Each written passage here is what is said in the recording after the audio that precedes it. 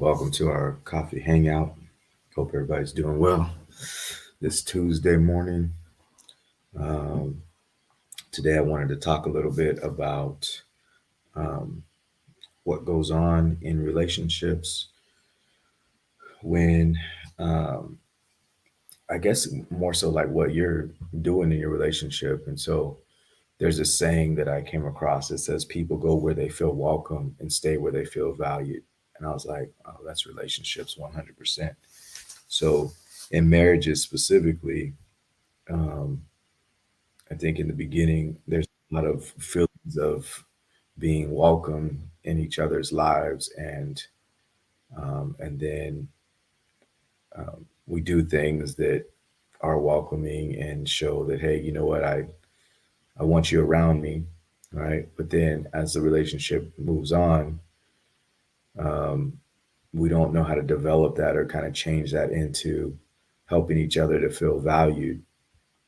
So I guess there's a couple of ways that we can discuss that situation, but that in itself is a key for us in relationships. So if you just think about, man, if somebody's going to stay because they feel valued, all I have to do is figure out how to value someone, right? Well, let's talk about some of the things that would take away the idea that we would value something, So one of the things that, well, let's start with this. Our ability to know something or experience something is totally up to how we create that situation. I remember this Stanford study that was being done, and you guys might be able to actually go watch this, but they had they simulated a jail scenario. I think it was a jail scenario. You'll see it specifically for what it is, but I'll give it to you from my memory, um, where they had simulated a scenario where they turned students into, or told students, hey, you guys are the guards, and it's up to you to keep these other students who you students are the, I believe it was the prisoners. And they took on that role. Like they started taking on the idea of, I'm this kind of person, and then the prisoners started taking on, I'm this kind of person. If I remember correctly, the they had to end the study because people started actually feeling into that scenario, and nobody was what um, nobody was going to school for being, a prison guard or for being a prisoner, but they had actually moved into um, being those roles so much that it had consumed them and turned into a completely different kind of setup. So, what that study has always kind of shown me is the power of us seeing something or knowing something and then us kind of living it out, and how much that can influence our being. So, in our relationships, it's the same thing, right? You can do the same kind of concept where you say, I value this person, or I don't value this person, or I see their behaviors, and that is who that person is, and I don't value that. We can start creating that scenario in our relationship, and then we live it out, and it keeps growing. So it's not this from one day to the next, it's different. It's over a period of time where you're just kind of crushing all your experiences and feelings towards another person, to where you get to a point that says, man, I've lost all emotion for this person. I've lost all connection. I don't even know who this person is. Um, and then that actually turns, or you give that to your partner, and in turn, your partner is kind of interacting in a way that helps to validate that situation. It's so amazing how we do that. To me, it's super amazing. There are two sides, and that's kind of the cool thing. And so, if it happens in a negative way, it can happen in a positive way too. And that's the thing that I don't think we're as good at in society with a whole lot of things.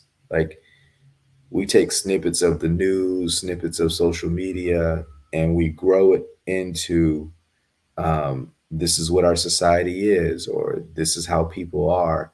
We tend to take those little pieces and grow it into something bigger. I think we can get better at that. And it starts in our I would say it starts with ourselves, like if you can see that same pattern with you, like even though you may not do all the behaviors that you want to do, or you may not be doing everything that you need to be doing, can you be accepting of yourself and really grow who you are and the value of who you are, by acknowledging your potential, your limitlessness, your abundance? Can you grow that as much as possible?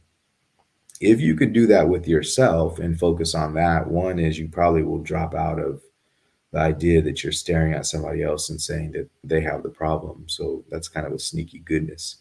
But then, two, I think if you're able to do it with yourself, you can do it with your partner too. So you can start looking at them and really admiring their attempt to do life to the best of their ability.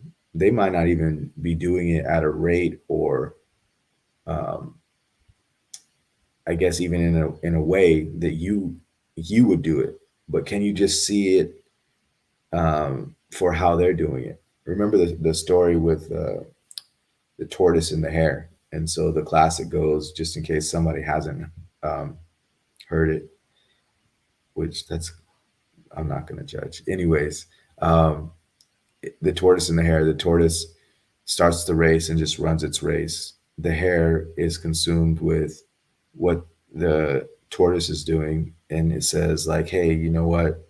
That turtle is so slow. I have time to take a nap." Right. And the first mistake was not that he took a nap, but that he looked at what the turtle was doing to decide how he was going to run his race. So then he takes a nap, and the tortoise just does this thing and says, "Look, this is how I move. This is what I'm doing, and I'm going to just get to the finish line." Right. So it gets to the finish line. Now, usually in relationships, when we're having a hardship, a lot of times we're looking at like, "Hey, the way you're running your race is not okay." Right. And to be honest, however the rabbit wants to run its race is fine.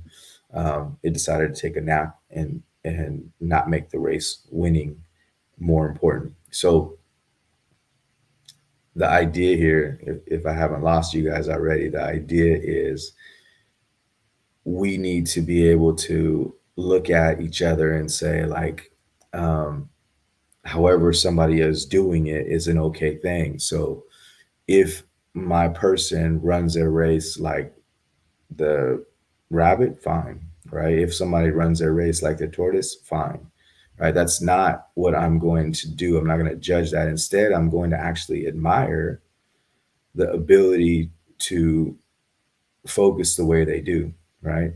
Um, and the more that we can, tease that out of ourselves and be able to say that and value how they're doing it, one is you probably can learn something from what that other person's doing. Two is if we can combine whatever our partner is doing and whatever we're doing, then it actually makes our relationship more fruitful, right? And then three, we're not having the confrontation that would come with us not combining or not valuing, right? So you're putting a lot of goodness inside of your relationship if you're willing to see what they do different. So this makes a togetherness if we can switch over being valued, but not valuing causes way bigger issues. And I think, um, I probably should have flipped it around when I'm talking to you because I usually want to leave on a good note, but I'm gonna leave, or I'm gonna use this part as the hey, watch out for this. Um, so not valuing your partner leads to us splitting apart, and automatically the body goes to looking for somewhere else.